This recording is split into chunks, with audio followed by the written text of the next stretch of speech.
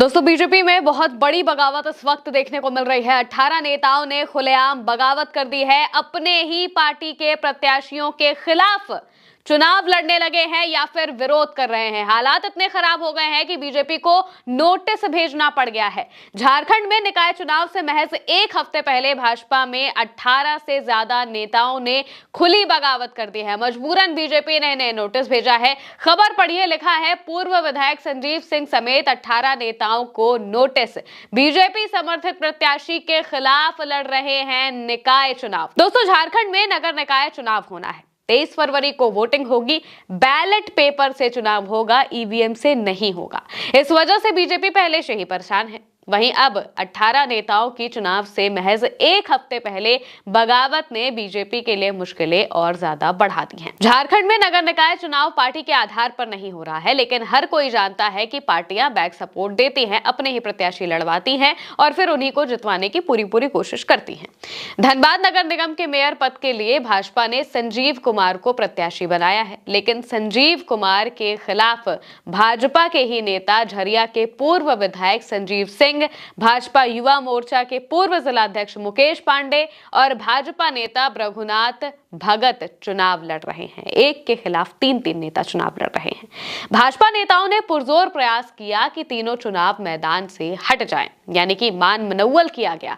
पूरी कोशिश की गई, तरह तरह के लुभावने वादे किए गए, लेकिन ये नेता नहीं माने। वो भी जानते हैं कि पार्टी जुमले देती है, इसलिए वो डटे रहे और तभी भाजपा को नोटिस भेजना पड़ गया है। भाजपा के राष्ट्रीय महासचिव अरुण सिंह तक ने पार्टी के नेताओं से बात की, लेकिन सफलता नहीं मिल पाई और इसी वजह से तीनों को कारण बताओ नोटिस जारी किया गया।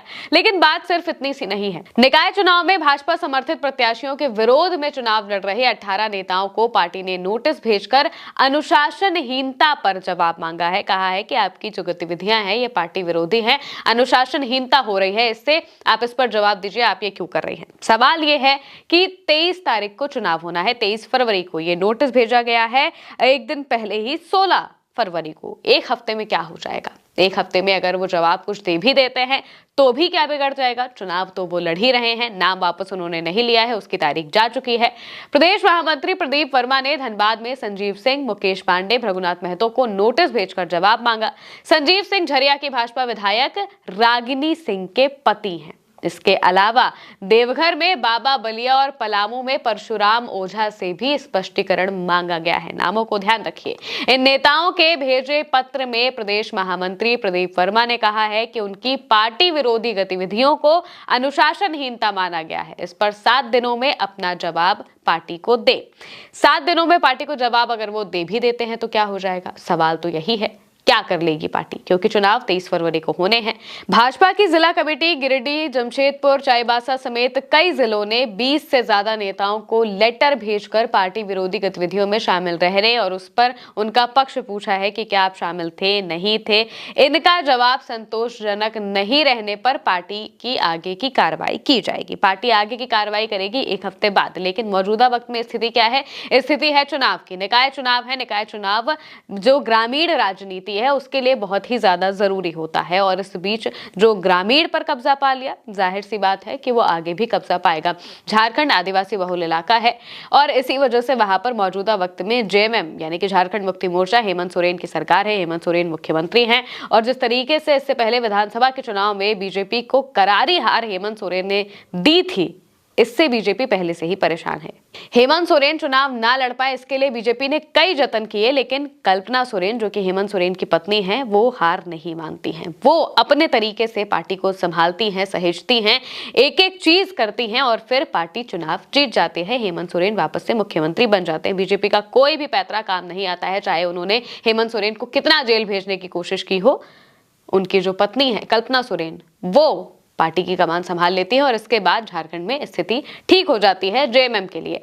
अब मौजूदा वक्त में जो स्थिति है बीजेपी के अंदर, वहां पर उसका मतलब तो यही है कि पार्टी संभाले नहीं संभल रही है। पार्टी के नेताओं की ऐसी बगावत से साफ है कि भाजपा में भयंकर उथल पुथल मची हुई है।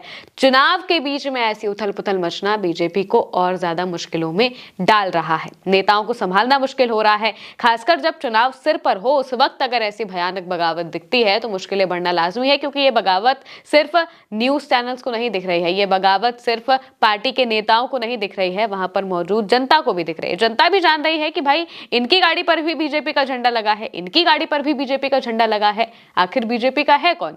जब इतने सारे बीजेपी नेता आपस में ही भिड़े जा रहे हैं, एक दूसरे के खिलाफ ही खड़े हो रहे हैं, तो हम कहां जाएं? हम तो उसके पास जाएंगे जो एक है, जो हमारा काम करेगा, क्योंकि वोट बटेंगे। 3 से 4 नेता अगर एक पार्टी के खिलाफ खड़े हो जाएंगे तो जाहिर सी बात है कि वोट बटेंगे और इससे नुकसान बीजेपी को ही होगा। इसी वजह से बीजेपी ने कारण बताओ नोटिस भेजा है।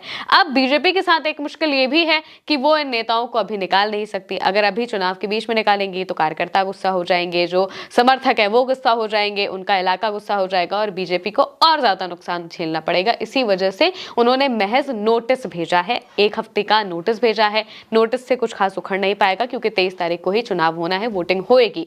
पूरे राज्य के 48 नगर निकायों यानी कि 9 नगर निगम, 20 नगर परिषद, 19 नगर पंचायत में एक ही चरण में चुनाव होगा। 27 तारीख को काउंटिंग होगी, नतीजे आएंगे। इतने कम वक्त की वजह से पार्टी अब फंस चुकी है। ना वो नेताओं को बाहर कर सकती है, ना वो उन्हें रोक पा रही है, यानी कि पार्टी की कमान संभालना अब मुश्किल हो रहा है। हर जगह भाजपा का यही हाल है। एक दिन पहले ही पंजाब में भाजपा के उपाध्यक्ष ने सैकड़ों कार्यकर्ताओं के साथ पार्टी से इस्तीफा दे दिया था, अकाली दल में शामिल हो गए थे। और अब झारखंड में 18 से ज्यादा नेताओं की बगावत बीजेपी को मुश्किलों में डाल रही है। फिलहाल के लिए मेरे साथ इस खबर में इतना ही। आप देखते रहिए उल्टा चश्मा यूसी।